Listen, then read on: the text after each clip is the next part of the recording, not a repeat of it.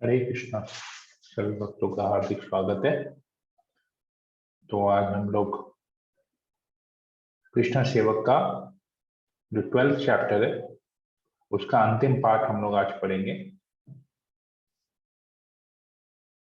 तो 3 चीज हमने पढ़ा और चर्चा किया कि कृष्ण इस पूरे जगत के स्वामी हैं और कृष्ण परम भोक्ता है, स्वामी है, परम भोक्ता है और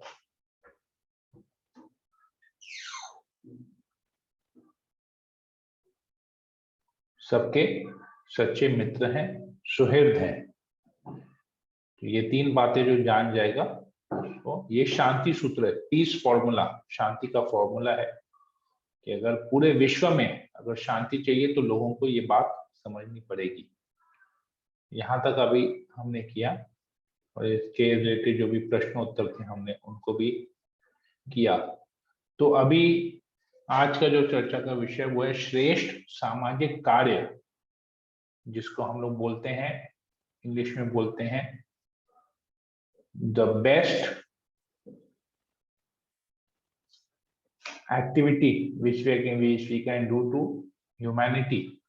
मतलब अगर मानव, अगर जनता की सेवा करनी है तो सर्वश्रेष्ठ सेवा, अगर उनका उद्धार करना है या उनके लिए कुछ करना है तो सबसे बेस्ट कार्य क्या होगा फॉर मैनकाइंड, फॉर ह्यूमैनिटी, मनुष्यों के लिए, इस जगत के लिए, जीवों के लिए, वो आज हम इसके बारे में पढ़ेंगे। तो इसको चर्चा आरंभ करने से पहले हम लोग मंगलाचरण कर लेते हैं। ओम अज्ञानतिमिरान्धस्य ज्ञानाञ्जनशलाकया चक्षुरुन्मीलितं येन तस्मै श्री गुरुवे नमः। नमो विष्णुपादाय कृष्णप्रेष्ठाय भूतले श्रीमते भक्तिवेदांत स्वामिनिति नामिने नमस्ते सरस्वती देवे गौरवाणी प्रचारिणे निर्विशेष शून्यादि पाश्चात्य देशतारिणे वाञ्छाकल्पतरुभ्यश्च कृपा सिन्धुवैव च पतितानां पावनेभ्यो वैष्णवेभ्यो नमो नमः। जय श्री कृष्ण चैतन्य प्रभु नित्यानंद, श्री अद्वैत गदाधर श्रीवासादि गौर भक्तवृंदा। हरे कृष्णा कृष्ण कृष्ण हरे हरे, हरे राम राम राम हरे। मंगलाचरण की जाए।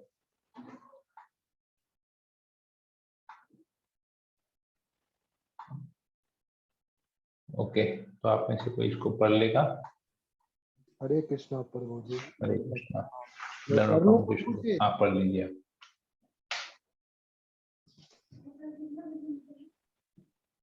श्रेष्ठ सामाजिक कार्य, श्रीमद् भागवतम 3.7.4 का तात्पर्य।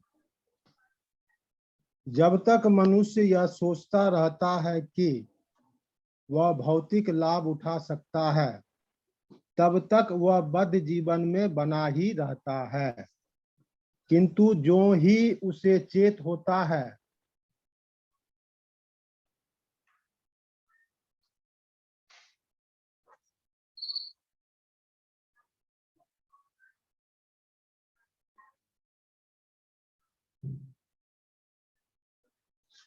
साउंड नहीं आ रहा प्रभु जी।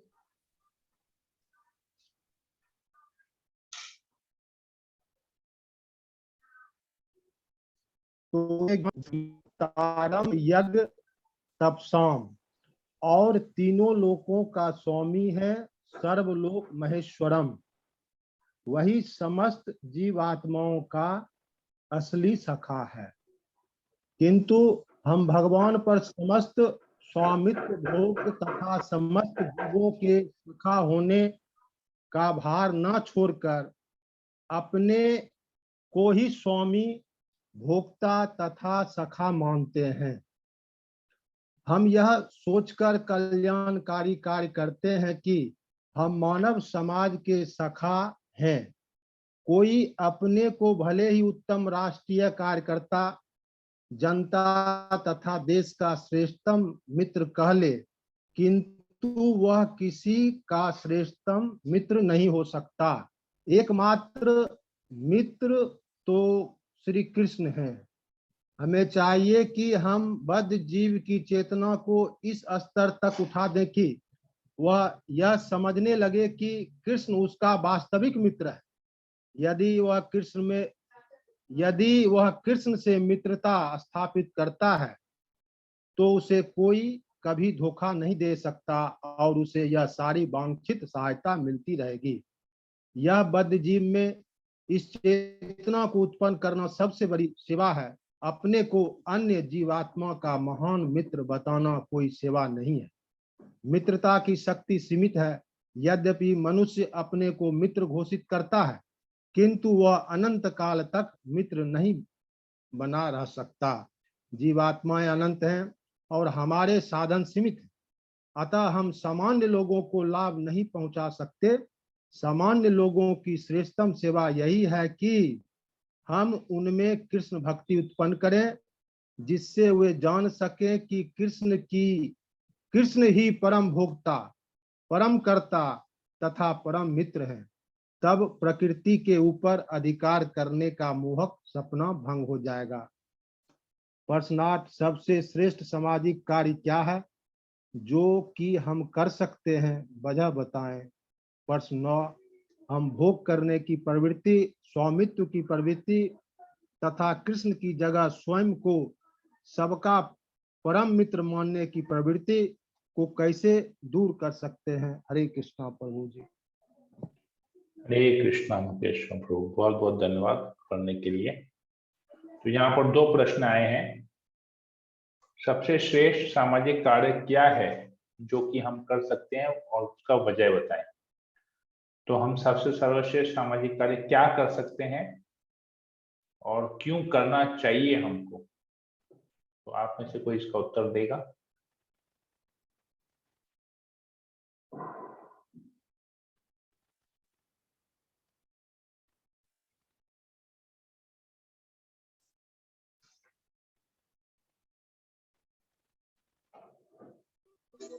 हरे कृष्ण प्रभु, मैं ट्राई करूं। हाँ बताइए। प्रभु, सबसे श्रेष्ठ सामाजिक कार्य ये है कि हमें दूसरे जीवात्माओं को ये बतलाना है कि कृष्ण ही सबसे श्रेष्ठ सखा है और वो हमारे स्वामी भी है, भोक्ता भी है। ये चेतना हमें जगानी है और कृष्ण भावना में का पथ दिखाना है। क्यों ऐसा करना चाहिए? ताकि उनको भी भगवत धाम की प्राप्ति हो और उन्हें भी ज्ञात हो कि कृष्ण ही परम भगवान है और वो साधारण जीवात्मा नहीं है, परम आत्मा है और वही हमेशा हमारे साथ रहेंगे। हम सभी का साथ कभी न कभी छूटेगा, जीवात्माओं का एक दूसरे से, उनका साथ कभी नहीं छूटेगा। ये सबसे इम्पोर्टेंट पॉइंट है, क्योंकि हम किसी के साथ अनंत काल तक नहीं रह सकते। कभी ना कभी किसी न किसी जीवन में, किसी न किसी समय पे हमारा उनके साथ संग छूट जाएगा। जैसे अभी इसे वर्तमान काल में हम क्या देखते हैं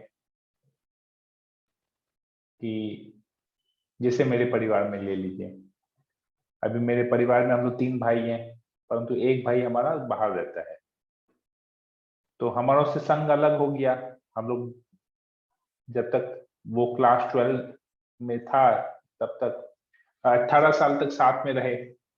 फिर वो कॉलेज बाहर पढ़ने चले गया, बाहर से वो बाहर ही उसको जॉब मिल गया, तो वहीं पर ही वो रह गया। अभी साल में 6 दिन 7 दिन 5 दिन आता है, उसको जैसे छुट्टी मिलती है वैसे वो आता है। तो हर समय वो हमारा साथ नहीं दे सकता है, या हम हर समय उसके साथ नहीं रह सकते हैं, क्योंकि उसका अपना कार्य है, हमारा अपना कार्य है। तो इसी प्रकार माता पिता के बच्चे बाहर रहते हैं। अभी वर्तमान में जैसे हो रहा है, बहुत लोग अपने बच्चों को अच्छा पढ़ा लिखा के किसी अच्छी कंपनी में जॉब वगैरह जाके करते हैं, दूसरे शहर में रहते हैं। तो सोचिए, हम अपने बच्चे को ही कृष्ण भावनामृत नहीं कर पा रहे हैं, तो दूसरे जीव को तो बात छोड़ दीजिए। तो ये हम लोगों में बहुत बड़ा एक ड्रॉबैक है, जो हम इसको नहीं कर पा रहे हैं। तो बोलना बहुत आसान है, परंतु इसको करना बहुत मुश्किल है। तो इसमें उपाय क्या है? इसमें उपाय ये है कि वो लोग जहां पर हैं हमको वहां पर किसी ना किसी के साथ उनको जोड़ना चाहिए, और हम जहां पर है हमको वहां पर किसी न किसी से जुड़े रहना चाहिए। बेसिकली भक्तों का संग हमको हमेशा करते रहना चाहिए। हम कहीं पर भी हो, किसी भी हमारी परिस्थिति हो, देश काल पात्र अनुसार हमको हमेशा भक्तों का संग करते रहना चाहिए। जब तक हम भक्त का संग में रहेंगे तब तक हम कृष्ण भावनामृत में सेफ हैं। जैसे ही हमारा भक्त का संग छूट जाएगा हमारा साधना भी डामाडोल हो जाएगा। तो सर्वश्रेष्ठ कार्य यही है कि हमको उनको कृष्ण भक्ति में लाना है, क्योंकि हम हर समय उनका साथ नहीं दे पाएंगे। ये बेसिक रीजन है। कृष्ण भक्ति में लाना है ठीक है, पर क्यों लाना है ये सबसे महत्वपूर्ण बात है कि हम उनके हमेशा के लिए उनका साथ नहीं देते। क्योंकि कल को हम लोग देखते हैं अभी किसी में कुछ नोक-झोंक होती है, किसी भक्तों के बीच में कुछ नोक-झोंक होती है, परिवार वालों के बीच में नोक-झोंक होती है, कुछ बातें इधर-उधर होती है, तो हम एक दूसरे से बात करना बंद कर देते हैं, एक दूसरे के बारे में भला बुरा कहते हैं, एक दूसरे की शक्ल नहीं देखना चाहते हैं, कितना कुछ होता है। तो अगर इस बीच में अगर हम कृष्ण भावनामृत कृष्ण भक्ति उनको दे पाए तो बहुत अच्छा है। क्योंकि हमारी सेवाएं हमेशा चेंज होती रहती हैं। हम लोगों की सेवा, हम लोग 5 साल पहले कुछ सेवा कर रहे थे, फिर 2 साल पहले दूसरी कुछ सेवा कर रहे थे, वर्तमान काल में कुछ और सेवा कर रहे हैं। तो हम सेवा के हिसाब से हमारा परिस्थिति चेंज होगा, हमारा कोई भी सिचुएशन जो वो परमानेंट नहीं है, हमारा पोजीशन खुद परमानेंट नहीं है, तो हम कैसे दूसरों के परमानेंट एसोसिएशन का बात कर सकते हैं? संभव नहीं है हमारे लिए। जितना तक हो सकेगा हम उतना करेंगे, उससे ज्यादा हम नहीं कर पाएंगे। तो इससे अच्छा है कि उनको भक्तों के साथ जोड़ देना। मतलब आज अगर हम नहीं है तो वो दूसरे किसी भक्त के साथ जुड़ा हुआ है, ऐसे तो कृष्ण भावना में लगा हुआ है। ये बहुत अच्छा पॉइंट है। थैंक यू बबीता माता, आपने इसको पूरा कंप्लीट इसको बता दिया कि क्यों करना चाहिए, वो सबसे ज्यादा इंपॉर्टेंट है। ओके, तो एक और प्रश्न है इसमें, वो भी ले लेते हैं हम लोग। हम भोग करने की प्रवृत्ति, स्वामित्व की प्रवृत्ति तथा कृष्ण की जगह स्वयं को सबका परम मित्र मानने की प्रवृत्ति को कैसे दूर कर सकते हैं? तो ये प्रैक्टिकल एप्लीकेशन है। तो हम जो भोग करते हैं या हमको जो घमंड रहता है, जिस अहंकार के कारण हम दूसरों से हमारी नोक-झोंक होती है, वो जो प्रवृत्ति है, और मित्र भाई हम ही सब कुछ कर लेंगे, हमको क्यों नहीं बोला? क्या मैं नहीं कर सकता था तुम्हारे लिए काम, तुमने उसको क्यों बोला? तो ये जो परम मित्र बनने का जो हम लोगों में भूत चढ़ा हुआ रहता है परम मित्र बनने का, कि हम ही उसके लिए सब कुछ करेंगे और कोई नहीं करेगा, दूसरा कोई करेगा तो हमारे ईगो को लगेगा। तो ऐसा ये जो प्रवृत्ति है, जो मेंटालिटी, हम कैसे त्याग सकते हैं? हरे कृष्णा प्रभु जी। हरे कृष्णा माता जी, बताइए। प्रभु जी, हमें चाहिए कि अपनी बुद्धि जीव की चेतना को इस स्तर तक उठा दे कि वह यही समझें हमारे जीवन में केवल एकमात्र मित्र जो है वो सिर्फ कृष्ण है। वो ही हमारे साथ रहेंगे जिंदगी भर और उनका ही हमें साथ मिलेगा, जिसकी वजह से हम इस भोग प्रवृत्ति की और स्वामित्व का जो हमारे सर पे जो भूत है वो उतर पाएगा। प्रभु जी, हरे कृष्ण प्रभु जी। तो अभी इसमें मैं आपको एक क्रॉस क्वेश्चन या एक इस डिस्कशन को समझिए, हम थोड़ा सा और आगे बढ़ाते हैं डिस्कशन को। अभी जैसे अगर मैं ये सोचता हूँ कि कृष्ण, चलिए आशा रानी माता जी, कृष्ण आपके परम मित्र हैं, कृष्ण ही आपके स्वामी हैं, कृष्ण ही परम भोक्ता है, अब मुझे क्षमा कीजिए, अब मैं आपके साथ नहीं रह सकता और मैं आपका साथ छोड़ देता हूँ। तो क्या मैं जो कर रहा हूँ वो सही है? अभी आपको तो पता चल गया कि कृष्ण भगवान है, कृष्ण स्वामी है, कृष्ण परम मित्र है, कृष्ण परम भोक्ता है। तो अभी मैं आपको हाथ जोड़ के आपसे इजाजत ले सकता हूँ कि अभी तो आपको पता चल गया, अभी आप अपने हिसाब से भक्ति कीजिए। तो क्या मैं जो कर रहा हूं वो जस्टिफाइड है? नहीं प्रभु जी, वहां पर जो कृष्ण से मित्रता है, उनसे हम लोगों के जो चरणों में स्थान है, वो केवल हमें साधक के जरिए ही मिल सकता है, हमें डिवोटीज के जरिए ही मिल सकता है।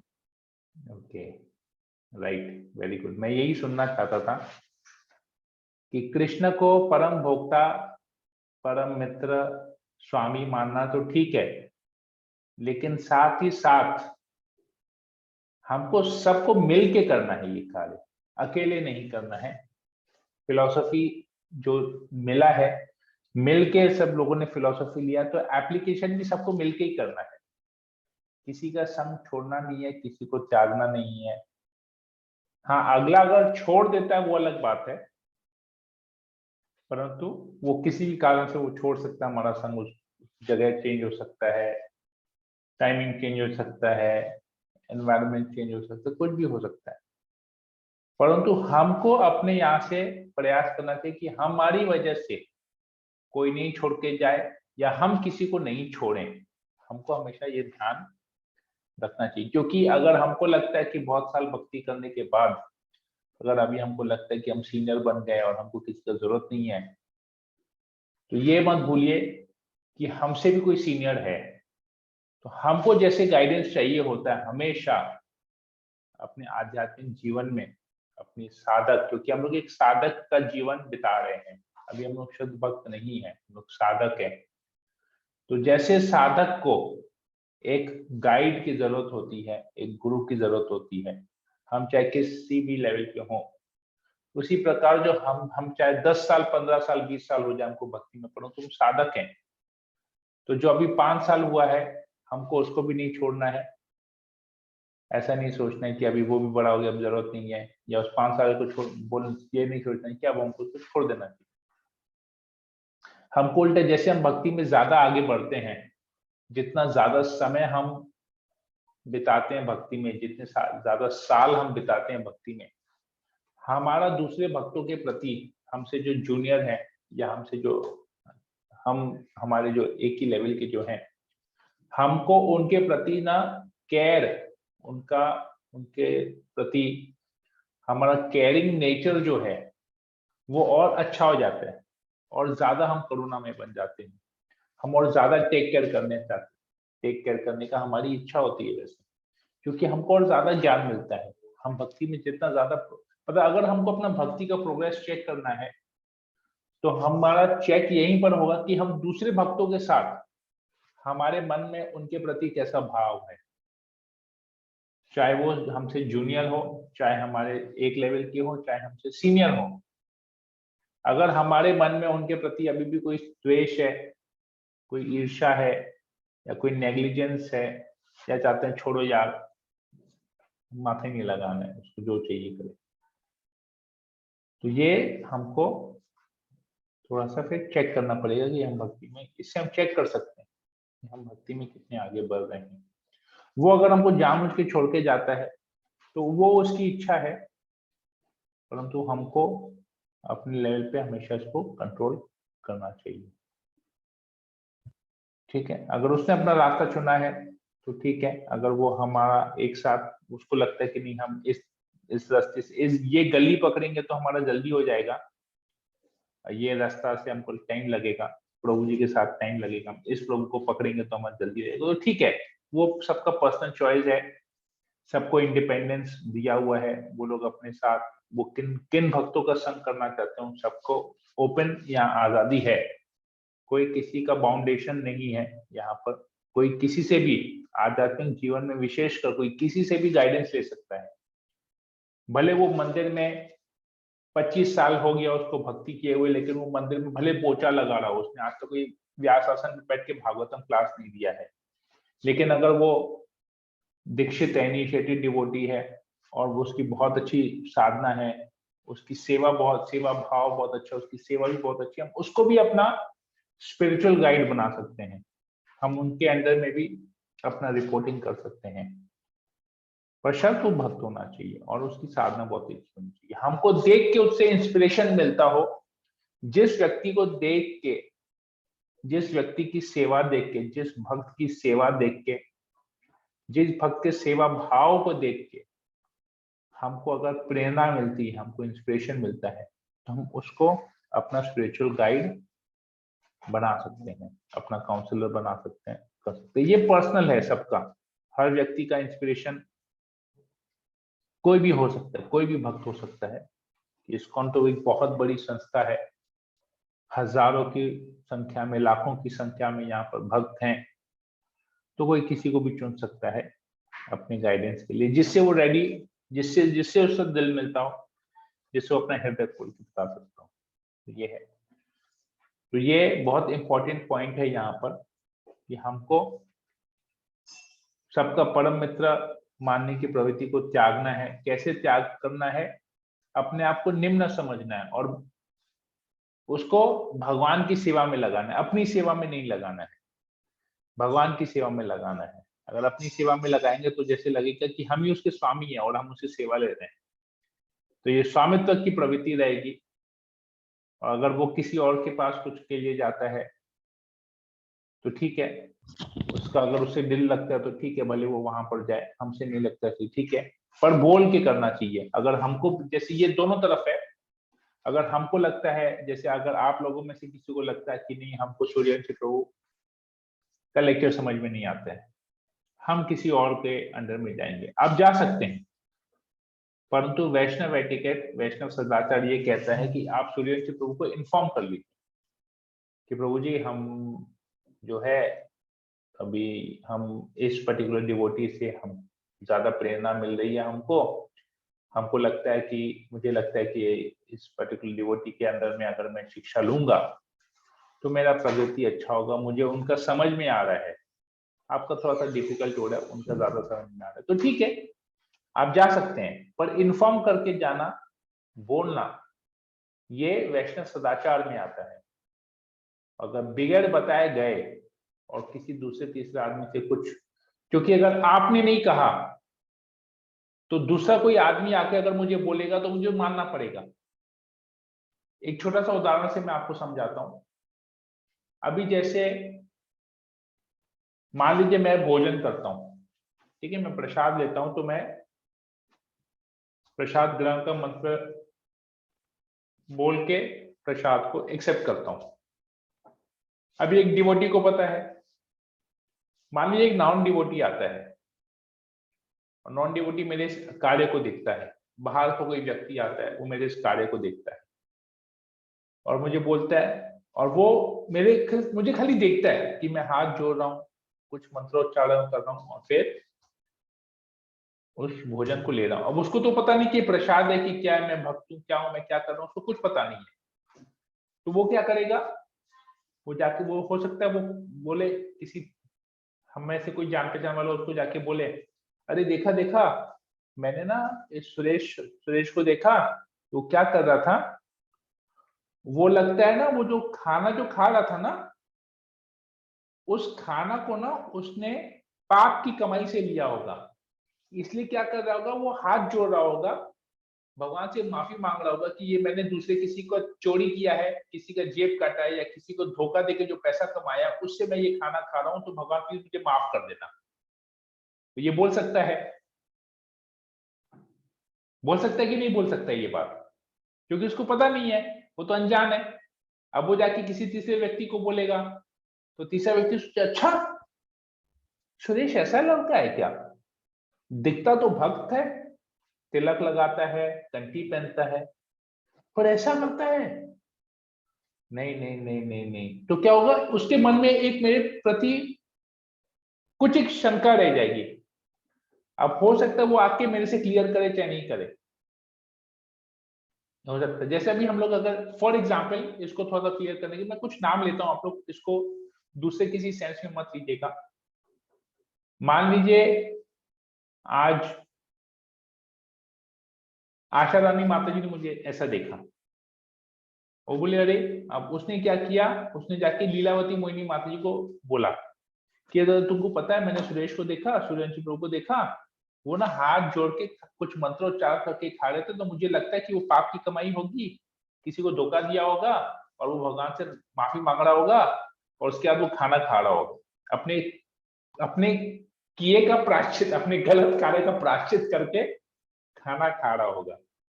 लीलावती माता जी बोली, अरे, अब लीलावती माता जी डिवोटी है, वो बोली अरे ऐसा कैसे, मैं तो जहां तक जानती हूँ वो तो भक्त है, गुरु महाराज का डिसाइपल है, हमारा गुरु भाई है, ऐसा नहीं कर सकता है। हाल सामने सामने तो बोल दीजिए ऐसा नहीं कर सकते, लेकिन मन में ये बात चलती थी, पर ऐसा बोला क्यों उसने, जरूर कहीं कुछ गड़बड़ होगा, एक बार हमको पता करना पड़ेगा। तो क्या होगा, अभी अपराध चालू हो जाएगा मन में, ये अपराध चालू हो जाएगा, कुछ गलत सोचना चालू करेंगे। तो ये होता है जब एक कम्युनिकेशन गैप रहता है। तो ये होता है जब हम किसी और को सिलेक्ट करते हैं तो हमको बोल देना चाहिए, अगर कोई और आके बात बोले तो कुछ इधर उधर नहीं करे, लोगों को तो गॉसिप करने के लिए एक बहाना चाहिए, एक्सक्यूज चाहिए होता है। तो ये बहुत जरूरी है कि हम जिससे गाइडेंस ले रहे हैं या अगर हमको किसी से कोई सेवा मिली है करने के लिए, तो अगर हम उस सेवा को नहीं कर पा रहे हैं या उस सेवा करने में कुछ विलंब हो रहा है, कुछ डिले हो रहा है, तो हमारा कार्य है कि अगले को इन्फॉर्म करना। अभी जैसे सब लोग, आप लोग सब लोग ऑनलाइन क्लास में आते हैं, अभी इसमें क्या प्रॉब्लम हो रहा है, अब ये बताइए। हमने जब ये साधना ग्रुप बनाया था, हमने क्लियर बोला था लोगों को, भक्तों से हमने 2-3 बार उनको बोला था कि इस ग्रुप में वही जो साधना व्हाट्सएप ग्रुप है, इस ग्रुप में वही आएगा जो रेगुलर बेसिस पे क्लास करेगा। अगर वो क्लास नहीं अटेंड कर सकता है तो वो उस ग्रुप को ज्वाइन नहीं करे, और अगर आप ग्रुप को ज्वाइन करते हो, क्लास किसी कारण से कभी एक आध बार आप क्लास अटेंड नहीं कर पाते, तो आप ग्रुप में मैसेज डाल दीजिएगा कि आज हमारा ये प्रॉब्लम है, या आने वाला 2 दिन 4 दिन 5 दिन 7 दिन हम कहीं बाहर जा रहे हैं, या कोई भी कारण हो सकता है, नहीं अभी हम फिलहाल इतने समय तक हम क्लास नहीं अटेंड करें। तो हमने ऐसा बोला था, लेकिन अभी कितने लोग इसको फॉलो कर रहे हैं? अगर आज हम उस ग्रुप को खोल के देखें, साधना ग्रुप को, तो कितने लोग हैं उस ग्रुप में? 32 लोग हैं, और 32 लोगों में से कितने लोग डेली क्लास कर रहे हैं? 17, 18, 15, 19। उसमें से 1-2 डिवोटीज ऐसे भी हैं जो उस ग्रुप में नहीं है, लेकिन वो रेगुलर क्लास कर रहे हैं। मैं ग्रुप वालों की बात कर रहा हूँ। तो 32 लोग हैं उस ग्रुप में, लेकिन 16, 17, 18 लोग खाली क्लास कर रहे हैं। और कोई बताना भी जरूरी नहीं समझता है कि भाई हम आज क्यों क्लास नहीं कर पा रहे हैं, क्या रीजन है, कुछ प्रॉब्लम है, ये क्या है नहीं है। तो ग्रुप में है तो बस पढ़े हुए हैं, ठीक है। तो ये एक बहुत बड़ा जो हमारा भक्तों के प्रति जो, अगर जब ये मैसेज नहीं डालते हैं तो इससे पता चलता है कि हम अगले को कितना रिस्पेक्ट कर रहे हैं, रिस्पेक्ट कर रहे हैं कि नहीं कर रहे हैं, ये भी पता चल जाता है इससे। क्योंकि आज अगर हम अपने माता पिता को रिस्पेक्ट करते हैं तो हम कहीं पर भी जाते हैं, कुछ भी करते हैं, उनको इन्फॉर्म करते हैं। इन्फॉर्म करते हैं कि नहीं करते हैं? परंतु यहाँ पर कोई किसी को इन्फॉर्म करने का जरूरत नहीं समझता है। तो ये एक बहुत बड़ा प्रॉब्लम है जो हम में है। तो ऐसे अगर हमें ये नेचर अगर हमारा बना रहेगा, ये प्रवृत्ति हमारी बनी रहेगी, तो हम भक्ति में आगे नहीं बढ़ सकेंगे। कि छोटी छोटी बातों को हमको ध्यान देना पड़ता है, क्योंकि अगर इस छोटी छोटी बातों को हम ध्यान नहीं देंगे, क्योंकि ये भौतिक जगत का रिलेशन की तरह नहीं है, ठीक है जाओ यार, तुम नहीं तो और कोई सही। लेकिन भक्ति में ऐसा नहीं है। भक्ति में अगर हम किसी भक्त के प्रति कुछ कर बैठते हैं तो भगवान भी उसको क्षमा नहीं करेंगे, तो उसका सारा भक्ति जो उसने किया वो जीरो हो जाएगा। ये समझना बहुत जरूरी है। भौतिक जगत में क्या होता है, किसी से कुछ हुआ, चलो ठीक है, आज इसको गाली देके इससे झगड़ा कर लिया, उसके बदले में दूसरा किसी से एक रिलेशन बना दिया, चाहे वो बिजनेस रिलेशन हो चाहे दूसरा कोई रिलेशन हो, उससे एक रिलेशन बना दिया, बन गया, फिर उसको छोड़ देंगे, तीसरे किसी को पकड़ेंगे, तीसरा को छोड़ के चौथे को पकड़ेंगे। लेकिन अगर एक भक्त के प्रति अगर ऐसा कुछ हुआ तो भक्ति में कैसे आगे बढ़ेंगे? फिर तो हर भक्त से झगड़ा करते देंगे। एक भक्त से झगड़ा करेंगे भगवान नाराज होंगे, तो जितने सारे भक्त से झगड़ा करते रहेंगे, क्योंकि हमारा मेंटालिटी चेंज नहीं हो रहा है, प्रवृत्ति चेंज नहीं हो रही है, वो स्वामित्व की भावना। क्योंकि अगर हम इन्फॉर्म किसी को नहीं कर रहे हैं तो हम अपने आप को दास नहीं समझ रहे हैं। तो दास नहीं समझ रहे मतलब स्वामी समझ रहे हैं। इधर आप स्वामी बन सकते हैं या दास बन सकते हैं, बीच का कोई कैटेगरी नहीं है। या आप फ्रेंड बन सकते हैं या एनिमी रह सकते हैं, या न्यूट्रल। और भक्त में न्यूट्रल होना नहीं है, भक्त का मतलब मित्रता ही होना है। क्योंकि ये भगवान जो गीता में जो भक्तों के गुण बताते हैं, 24 क्वालिटीज बताते हैं जो भक्तों में होने चाहिए, तो सारे क्वालिटीज को हमको डेवलप करना बहुत जरूरी है। क्योंकि वो क्वालिटीज को डेवलप करेंगे तभी हम भक्ति में प्रगति कर पाएंगे। अगर हम क्वालिटीज, हमको पता ही नहीं है कि हमको क्या क्वालिटीज डेवलप करना है, तो फिर भक्ति में तो आगे बढ़ने का चांस ही नहीं है। तो जहां आज है 10 साल बाद भी वहीं रहेंगे, कोई चेंज नहीं आएगा। अगर कोई चेंज नहीं आया मतलब हमने अपना समय वेस्ट किया। क्योंकि अगर हमें हृदय परिवर्तन नहीं होता है, साधना करके, जप करके, सेवा करके, संग करके, इतना श्रवण करके, अगर हमारा हृदय परिवर्तन नहीं है तो it is just waste of time. Waste of time. हमने अपना भी समय बेकार किया, जिसके साथ रहे दूसरे भक्तों का भी समय बेकार किया उनके साथ रह, क्योंकि उन्होंने हमारे ऊपर इतना एफर्ट डाला।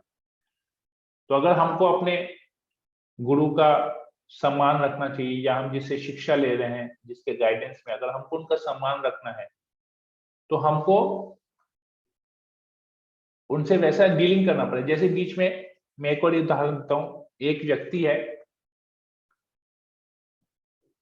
वो पिछले 6-7 साल से 8 साल से हम लोग के साथ जुड़ा हुआ है, लेकिन वो जप नहीं करता था। तो पिछले साल, 1 साल पहले, लास्ट ईयर जनवरी में,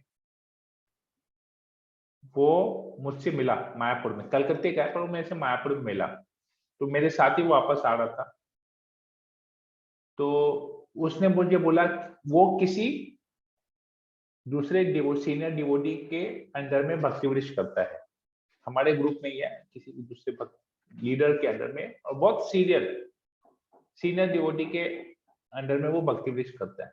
तो उसने मुझे कहा कि हमको ना, हम उस भक्त की हम बहुत रिस्पेक्ट करते हैं।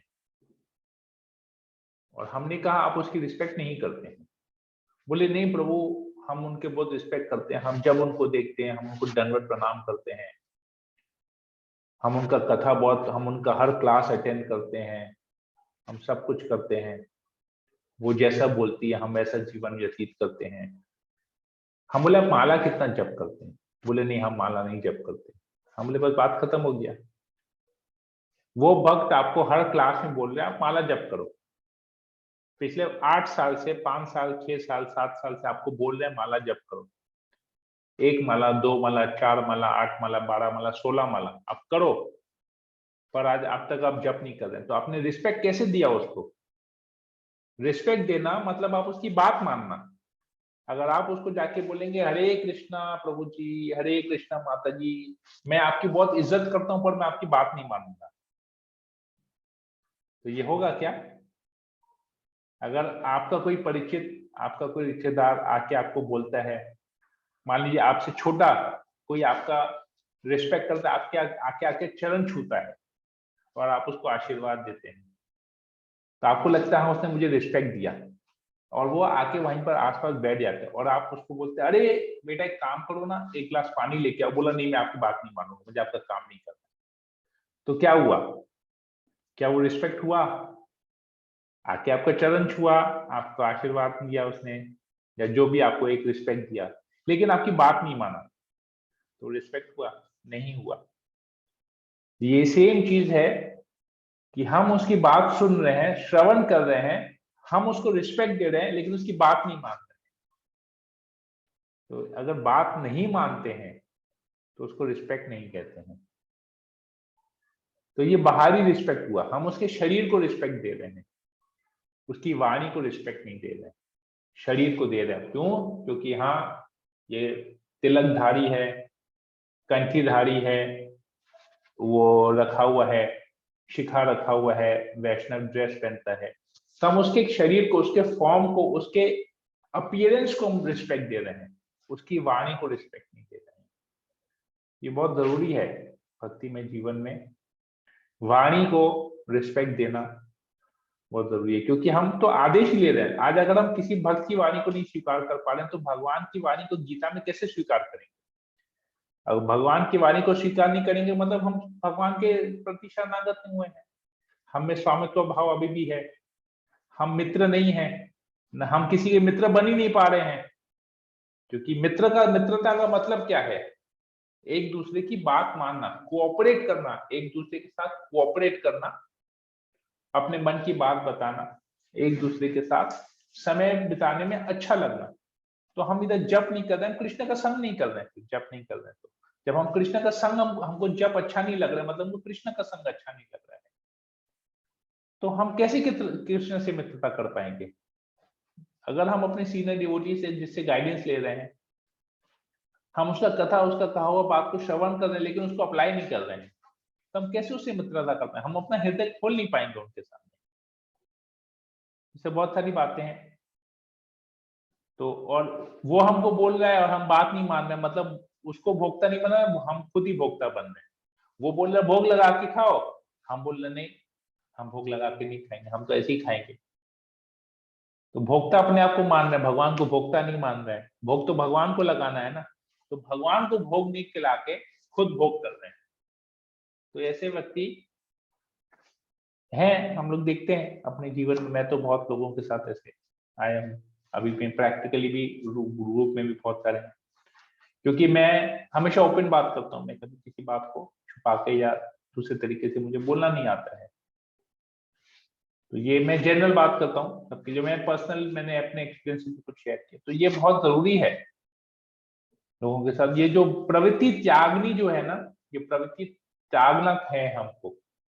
ये जो भोग करने की जो प्रवृत्ति है, जो स्वामित्व जताने की जो प्रवृत्ति है, जो सबका मित्र, अपने आप को परम मित्र मानने की जो प्रवृत्ति है, ये सब हमको छोड़ना पड़ेगा। कैसे छोड़ना पड़ेगा? हमने प्रॉब्लम बता दिया, सोल्यूशन भी बताया है। अब सबके ऊपर अलग अलग तरीके से एप्लीकेबल होता है। तो अभी आप लोग सब लोग पर्सनल अपने जीवन में जिसको जो चाहिए वैसे एप्लीकेबल। अगर मैं कहीं पर गलत हूँ तो आप लोग मुझे टोक सकते हैं कि नहीं प्रभु जी, आपने ये बात सही नहीं कही, या कुछ ऐसा है, या अगर कुछ फर्दर एक्सप्लेनेशन चाहिए। क्योंकि मैं नहीं बोलता कि मैं परफेक्ट हूँ, मैंने कुछ अपने एक्सपीरियंसेस शेयर किए हैं आप लोगों के साथ, एक आध एक्सपीरियंसेस शेयर किए जो मैं खुद रियलाइज किया हूँ। मैं अपना रियलाइजेशन शेयर कर रहा हूँ आप लोगों के साथ। हो सकता है मेरा रियलाइजेशन अधूरा है, क्योंकि मैं भी एक बद्ध जीव हूँ, मैं मुक्त पुरुष नहीं हूँ, मैं भी एक बद्ध जीव हूँ, 3 गुणों के से बंधा हुआ हूँ मैं। तो हो सकता है मैं भी एकदम 100% परफेक्ट नहीं हूँ, लेकिन 100% गलत भी नहीं हूँ, क्योंकि मैं बहुत जगह शास्त्र को कोट करता हूँ और शास्त्र गलत हो ही नहीं सकता। तो निष्कर्ष यहाँ पर यह निकलता है कि हमेशा प्रसन्न रहने के लिए यह सूत्र हमेशा याद रखना चाहिए कि कृष्ण ही सर्वोच्च स्वामी और परम भोक्ता हैं और हमारे सच्चे साथी हैं। जो व्यक्ति इस रहस्य को समझ लेता है वह हमेशा शांति चित्त और प्रसन्न रहता है। ये 3 बातें हमेशा याद रखनी है। और केवल कृष्ण ही नहीं, कृष्ण के जो भक्त है जिनसे हम गाइडेंस ले रहे हैं, उनको भी हमेशा उसी लेवल पे ले, कि उनसे बड़ा मित्र हम, क्योंकि वो भगवान को रिप्रेजेंट कर रहा है, भगवान का प्रतिनिधित्व कर रहा है, हमको उसको भी करना है। तो यहाँ पर एक प्रचार संदेश आता है, आप में से अगर कोई पढ़ लेगा तो फटाफट 2 मिनट में, तो फिर हम लोग इस चैप्टर को एंड कर सकेंगे यहाँ पर।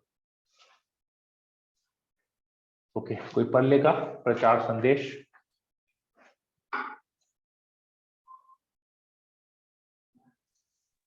मैं पढ़ लूं प्रभु जी? हाँ, पढ़ लीजिए। प्रचार संदेश। कृष्ण भावनामृत आंदोलन दावानल के अग्नि के समान है जो कभी नहीं बुझ सकती। श्रीमद् भागवतम 10.2.20। मानव जीवन इस साक्षात्कार के निमित्त है, किंतु दुर्भाग्यवश भौतिकतावादी सभ्यता शरीर की इंद्रियों पर जोर देती है, शरीर के भीतर की प्राण शक्ति को समझने पर नहीं। जैसा कि भगवत गीता में स्पष्ट कहा गया है, देहिनो और अस्मिन् यथा देहे देहिनो अस्मिन् जी यथा जी देहे। सर, शरीर के भीतर शरीर का स्वामी प्राण शक्ति है जो अधिक महत्वपूर्ण है, किंतु मानव समाज इतना पतित हो चुका है कि शरीर के भीतर की प्राण शक्ति को न समझकर मनुष्य बाहरी वस्तुओं में व्यस्त रहता है। मानव कर्तव्यों में यह एक त्रुटि है। इसलिए कृष्ण ने कृष्ण भावनामृत आंदोलन के गर्भ में जन्म या शरण ले रखी है। इसलिए कंस जैसे लोग अत्यंत भयभीत हैं और इस आंदोलन को विशेष रूप से पश्चिमी देशों में रोकने में लगे हुए हैं। एक राजनीतिज्ञ ने तो यहाँ तक कहा है कि कृष्ण भावनामृत आंदोलन महामारी की तरह फैल रहा है और यदि इसे तुरंत नहीं रोका गया तो यह 10 वर्षों में सरकारी शक्ति को हथिया सकता है। निसंदेह कृष्ण भावनामृत आंदोलन में ऐसी शक्ति है, जैसा कि अधिकृत लोगों ने कहा है। चैतन्य चरितामृत आदि 17.22 कली काले कली नाम काले रूपे कृष्ण अवतार। कृष्ण अवतार। इस युग में कृष्ण हरे कृष्ण महामंत्र में प्रकट हुए हैं। कृष्ण भावनामृत आंदोलन जंगल की आग की तरह सारे विश्व में फैल रहा है और इस तरह फैलता रहेगा। कंस जैसे व्यक्ति इस आंदोलन की प्रगति से तथा तरुण पीढ़ी द्वारा इसकी स्वीकृति से भयभीत है, किंतु जिस तरह कृष्ण को कंस नहीं मार पाया, उसी तरह यह आंदोलन कंस सरीखे व्यक्तियों के रोके नहीं रुकेगा। यह आंदोलन अधिकाधिक बढ़ता रहेगा यदि इस आंदोलन के नेता विधि विधानों का पालन करते हुए और हरे कृष्ण महामंत्र का नियमित कीर्तन करते हुए कृष्ण भावना भक्ति बने रहें। हरे कृष्ण प्रभु, बहुत बहुत धन्यवाद। तो देखिए यहाँ पे बहुत इंपॉर्टेंट पॉइंट है दिया गया है, यहाँ पर इसको समझना बहुत जरूरी है कि बहुत सारे लोग कृष्ण भावना इस प्रचार को, इस आंदोलन को रोकने में लगे हुए हैं। कंस जैसे लोग, जिनका कंस जैसा मेंटालिटी है, परंतु वो रोक नहीं पाएंगे क्योंकि ये पूरे विश्व में फैलेगा। इसमें इतना शक्ति, क्योंकि भगवान स्वयं है। ये भगवान ने कली काले नाम रूपे कृष्ण, भगवान ने स्वयं इस कृष्ण भावनामृत के रूप में, इस संकीर्तन के रूप में इस युग में अवतार लिया है। तो भगवान को कोई रोक नहीं सकता है। कंस कभी कृष्ण को रोक नहीं पाया, उसको रोकने के उसका विनाश हो गया। तो जो भी व्यक्ति इस आंदोलन के प्रति करेगा वो भी विनाश हो जाएगा। लेकिन ये प्रचार कैसे बढ़ेगा? जब तक इस आंदोलन के जो अधिकाधिक जो इस आंदोलन को चला रहे हैं, जो हाई लेवल के लोग, जो एडमिनिस्ट्रेटिव लेवल पे जो लोग इस आंदोलन को चला रहे हैं, वो अगर विधि विधान का पालन करेंगे, तो अगर वो उस विधि विधान का पालन नहीं करेंगे तो ये आंदोलन खत्म हो जाएगा। दूसरे से खत्म नहीं होगा। मतलब कहने का मतलब ये बाहरी खतरा हमको नहीं है, हमको खतरा अंदरूनी है। अगर हम जो प्रभुपाद जी जो हम लोगों को गाइडलाइंस देके गए हैं, जो 16 राउंड चांटिंग और फॉलोइंग 4 रेगुलेटिव प्रिंसिपल्स, 4 नियमों का पालन करना, 16 माला जप करना, अगर हम उसमें चूक गए तो बाहर के लोग आके हमको नष्ट कर देंगे। इसको एक दूसरे तरीके से मैं आपको समझा सकता हूं। जैसे एक युद्ध छिड़ा हुआ है, युद्ध है, तो युद्ध में जो सिपाही होता है, जो सैनिक होता है, सिपाही के हाथ में एक ढाल होती है और एक तलवार होती है। ठीक है? तो वो ढाल से क्या करता है? अपना बचाव करता है, और तलवार से शत्रु का वध करता है। तो हमारा जो ढाल और हमारा जो तलवार है वो ये हरे कृष्ण महामंत्र है। हमारा ढाल भी है और जो तलवार है वो है हमारे 4 नियम पालन, 4 रेगुलेटिव प्रिंसिपल्स। उससे क्या होगा? जब तक हम ये 4 नियम पालन करेंगे तब तक हम माया रूपी शत्रु को काटते जाएंगे, उसको अपने जीवन में अफेक्ट नहीं होने देंगे, और ये ढाल से भी हम अपने आप का बचाव करेंगे। कहीं से कोई शत्रु आ गया तो इस जप को अगर हम पकड़ के रखेंगे, तो कभी कभी ऐसा हो सकता है कि कभी कभी ऐसा होता है सैनिक के कि उसके हाथ से तलवार छूट गया, लेकिन उसकी ढाल बनी रही, तो वो ढाल से जब अपना बचाव करेगा, वो तुरंत दूसरा कोई तलवार उठा के वापस से युद्ध कर सकता है। लेकिन अगर उसकी ढाल टूट गई, हाथ में भले तलवार रहे लेकिन अगर ढाल टूट गई, तो क्या होगा, शत्रु आके उसको मार सकता है, क्योंकि ढाल नहीं है, उसका सुरक्षा कवच, उसका जो ढाल है वो नहीं है। इसीलिए कहते हैं कि ढाल है हमारा जप और तलवार है हमारा 4 एक्सट्रीम प्रिंसिपल्स। तो हमको दोनों युद्ध करना है माया से, कंस जैसे कंस रूपी राक्षस होकर युद्ध करना है, माया देवी से युद्ध करना, तो ये दोनों चीज हमारी होनी चाहिए। 4 नियम पालन भी करना चाहिए, हरे कृष्ण महामंत्र। किसी समय हमको इस 4 नियम से कॉम्प्रोमाइज करना है। जैसे तलवार छूट जाती है, गिर जाती है हाथ से, तो कॉम्प्रोमाइज करना है, तो हम कुछ समय के लिए, कुछ क्षण के लिए कॉम्प्रोमाइज कर सकते हैं, किसी भी एक नियम से कॉम्प्रोमाइज कर सकते हैं, लेकिन ढाल को कभी नहीं छोड़ना है, कि वो 16 माला जो जप है उसको नहीं छोड़ना है। वो 16 माला को अगर हम पकड़े देंगे और ढाल को पकड़ेंगे, हम तुरंत वापस से उस तलवार को उठा सकते हैं, मतलब वापस हम उस रेगुलर प्रिंसिपल में, जो नियमों को पालन करने में आ सकते हैं। तो ये यहाँ पर दिया गया। तो विधि विधान को अगर हम पालन करेंगे, तो हम हरे कृष्ण महामंत्र का नियमित कीर्तन करते हुए कृष्ण भावना भावित में बने रहेंगे। और अगर हम विधि विधान का पालन नहीं करेंगे, तो हमसे कीर्तन भी नहीं होगा और हम कृष्ण भक्ति से भी दूर हो जाएंगे। ये यहाँ पर तो गृह कार्य में एक और लास्ट है कि उसी चैप्टर का श्रील प्रभुपाद ने बॉब को क्या निर्देश दिया था, इसके बारे में कल हम डिस्कस करेंगे। हरे कृष्णा। तो अगर किसी को कोई प्रश्न है या कोई कमेंट है तो आप लोग बोल सकते हैं। अगर किसी को आज का क्लास मेरे मुंह से निकली हुई वाणी तीर के समान या छुरी के समान या चाकू के समान या बंदूक की गोली के समान या तोप के गोले के समान लगी हो, तो आप मुझे क्षमा कर दीजिएगा।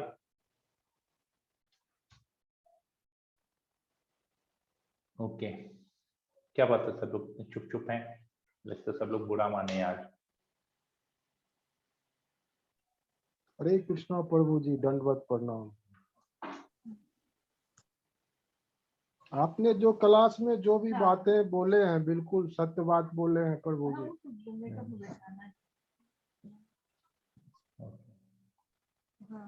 और किसी को कुछ बोलना है, कोई प्रश्न है? आशा रानी माता जी, बोलिए। आपने अभी जो भी बातें बताई है, ये साधना है, ये हमारा प्रोटेक्शन है, और क्या डिवोटी हमारी लाइफ में इम्पोर्टेंस रखते हैं, ये सारी चीजें ही हमारी सबसे पहले तो भगवान के मित्र जो है हमारे साथ, तो मित्र भी तभी है जब ये सब चीजें हमारी लाइफ में इम्पोर्टेंस रखते हैं।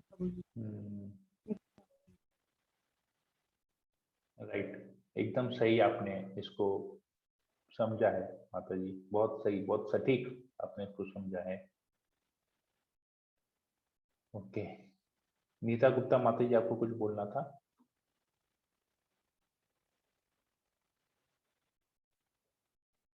आएगा यदि हम उसका नियम करते रहेंगे, हम प्रचार करते रहेंगे, कोई किसी को रोकने पर रुकेंगे नहीं तो वो तो बढ़ता जाएगा। राइट, एकदम।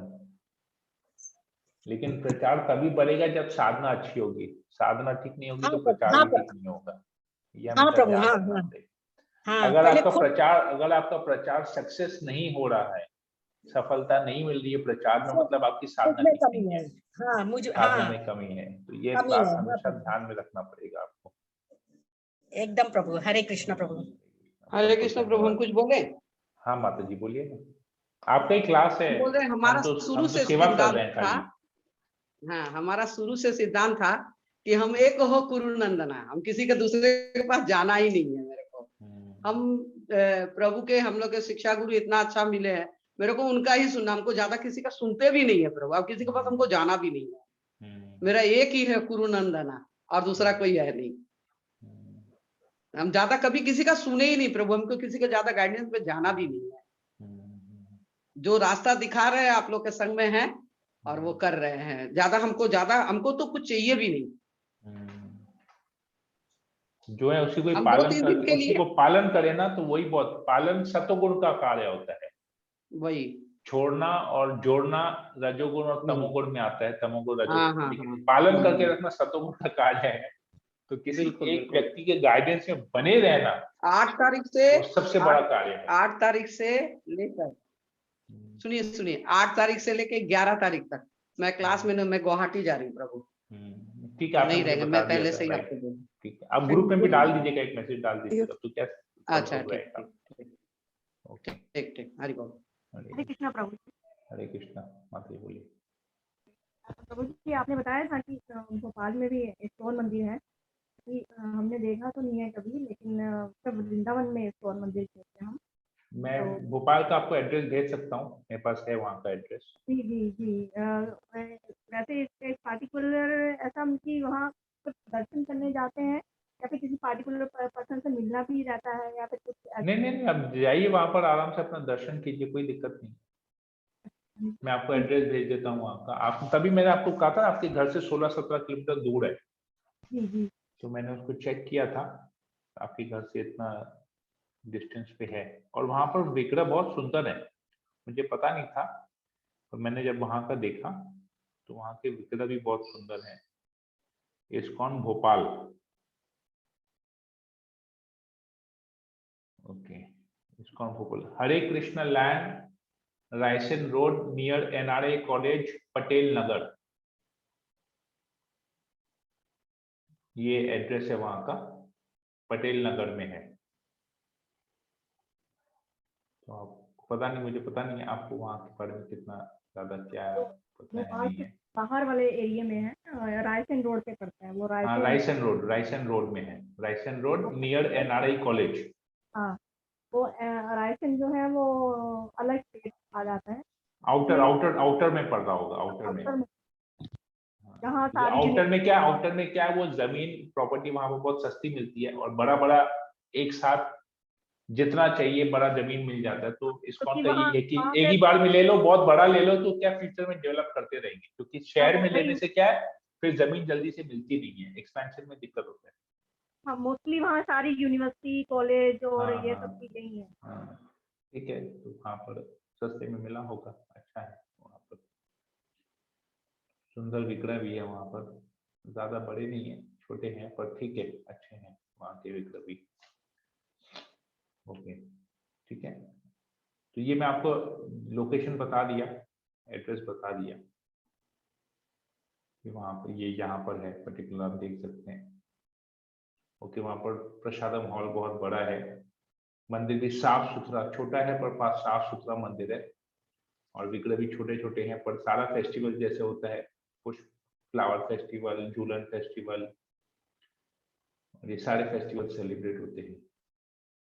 ठीक है, अच्छा है, टेम्पल का हॉल भी बहुत अच्छा बना हुआ है, छोटा है पर बहुत अच्छा है, देख सकते हैं। एक खाली ग्राउंड फ्लोर वाला एक हॉल बना हुआ है, जा सकते हैं कभी फेस्टिवल में, हम जा सकते हैं वहाँ पर। वहाँ का नंबर ले लेंगे आप लोग, वहाँ बात कर लीजिएगा, जब जाइएगा ना किसी डिवोटी से कांटेक्ट ले लीजिएगा, तो क्या आपको व्हाट्सएप वगैरह भेजिएगा, कोई भी फेस्टिवल वगैरह होगा ना, तो आपको वो मैसेज वगैरह वहाँ से भेजते रहेगा, तो आप लोग फेस्टिवल में वहाँ जाके पार्टिसिपेट कर सकते हैं, सेवा वेवा कर सकते हैं, कभी दर्शन के लिए जा सकते हैं। प्रभु जी, हाँ, मैं आपको एड्रेस बता दिया, आप चले जाइएगा वहाँ पर। जी, जब भी जाना होगा तो मैं पहले आपसे कांटेक्ट कर लेंगे। एकदम कोई दिक्कत नहीं है, ठीक है। और ठीक है, और किसी को कुछ बोलना है आज के क्लास के चर्चा के विषय में, कुछ किसी को बोलना है या कुछ प्रश्न करना है? बबीता माता जी, हरे कृष्ण, बोलिए। प्रभु, आपने जो तलवार और ढाल का उदाहरण दिया है, जब से भक्ति में तलवार तो कभी नहीं छूटी, मगर ढाल कई बार छूटी है मुझसे। प्रॉब्लम यही है, हम लोग समझ नहीं पाए हैं इसको, इसीलिए मैंने आज ये उदाहरण दिया कि आप लोग समझ पाए कि तलवार क्या और ढाल क्या। और हम तो सिपाही हैं, हमको अपना पोजीशन ही नहीं पता है, इसलिए तो तलवार और ढाल के बारे में भी नहीं पता था। तभी मेरे ख्याल से सबको इस उदाहरण से क्लियर हो गया होगा हमारा स्थिति क्या है और हमारे पास हाथ में क्या है, अस्त्र और शस्त्र क्या है हमारा, ये पता होना चाहिए। कि हम तो युद्ध भूमि में बैठे खड़े हैं, डेली युद्ध कर रहे हैं। जैसे ही हरे कृष्णा में आ गए ना, युद्ध करना स्टार्ट कर दिया। और हम आप पूरा यूनिफॉर्म मिल गया हमको। युद्ध तो ऐसे भी कर रहे हैं माया देवी से, लेकिन हमको लग रहा है कि माया देवी हमारी मित्र है। ये भौतिक जगत के सब लोग हमारे मित्र हैं, हम यहाँ सुख भोग रहे हैं। ऐसा नहीं है, अभी पता चल जाता है कि क्या है नहीं। कृष्ण भक्ति में आने के बाद पता चल जाता है। कृष्ण जी को जब परम मित्र बना लिया ना, तो बाकी सब माया देवी तो शत्रु बननी चाहिए। ठीक है, और किसी को कोई हरे कृष्ण प्रश्न? हरे कृष्णा, बोलिए। जी प्रभु जी, मायापुरम के बारे में बहुत सुने हैं। ये कलकत्ता में ही है क्या? कभी कलकत्ता से 125 किलोमीटर दूर है। उनकी पूरे डिवोटीज का ऐसे ही आशीर्वाद रहेगी, कृपा रहेगी, कृष्ण जी की कृपा रहेगी। आप कभी आएंगे कलकत्ता तो आइएगा, हम आप लोग को मायापुर लेके चलेंगे। जी प्रभु जी, जितने भी डिवोटीज हैं, ममता मई यशोमती माता जी का तो खुद का वहां पर घर है, मायापुर में एक घर है उनका, तो वहां पर जाके उनके साथ रहिएगा, उनके घर में रहिएगा, प्रॉब्लम नहीं है। ऐसे वो कलकत्ते में रहती है, पर उनका घर भी है मायापुर में, एक छोटा सा घर है। तो जब भी मायापुर जाके अपने घर में जाके रहती है मायापुर। कौन प्रभु जी? ममता, मंजू जायसवाल माता जी, ममता मई यशोमती माता जी, उनका एक छोटा सा फ्लैट है वहां पर। वो लेके जाएंगे हमेशा, उनको बोलिएगा या हमको बोलिएगा, मैं भी रेगुलर जाते रहता हूँ। बहुत अच्छा, बहुत बड़ा बिल्डिंग है प्रभु, भक्ति वृक्ष बिल्डिंग है पूरा। आपका तो एक छोटा सा फ्लैट है ना उसमें। नहीं, मेरा तो छोटा, अगर 100 आदमी आएगा तो रहने का जगह है। हाँ, एकदम उस बिल्डिंग में है। मेरा तो छोटा सा कुटिया है, ठीक है, लेकिन रहने का बहुत जगह है। आप आइए। हाँ, बहुत बहुत इच्छा है कि चलो कभी पूरा जैसे डिवोटीज भी मिलके जाते हैं ना, तो उसमें और भी बहुत कुछ सीखने को मिलता है। हम लोग का यात्रा वगैरह होगा ना, आपको इनवाइट कर देंगे, आप यात्रा हमारे साथ यात्रा कीजिएगा, बात खत्म। जी हाँ प्रभु जी, वही मैं बहुत चाह रही हूँ कि कभी भी इनकी ऐसा हो तो भगवान की इच्छा रही और सब डिवोटीज का आशीर्वाद रहा और उनका उनकी सहयोग रहा, तो हम वहाँ जरूर पहुंच जाएंगे। ठीक है प्रभु, कोई भी प्रोग्राम होता रहे माता जी को बताते रहिएगा। अभी हम लोग का होली का है डोल यात्रा, मायापुर में 3 दिन का है। 18, 19, 20 मार्च 18, 19, 20। होली में भक्तों का निकलने का बहुत दिक्कत रहता है, सब लोग का घर वर का अपना अपना सब कुछ रहता है कार्यक्रम। ठीक है, और कोई प्रश्न किसी को आज के इस विषय में? 10 बज गया है। कोई प्रश्न, कोई comment? Bhavna, you have anything to say? Komal, you have anything to say? Rakhi Jaiswal, Vishal Prabhu, okay, ठीक है। तो किसी को है नहीं तो फिर हम सेशन को यहीं पर एंड करते हैं। सभी भक्तों का बहुत बहुत धन्यवाद। वाञ्छाकल्पतरुभ्यश्च कृपा सिन्धुभ्येव च पतितानां पावनेभ्यो वैष्णवेभ्यो नमो नमः। अनंत कोटि वैष्णव वृंद की जय। जगत गुरु श्रील प्रभुपाद की जय। हरे कृष्णा।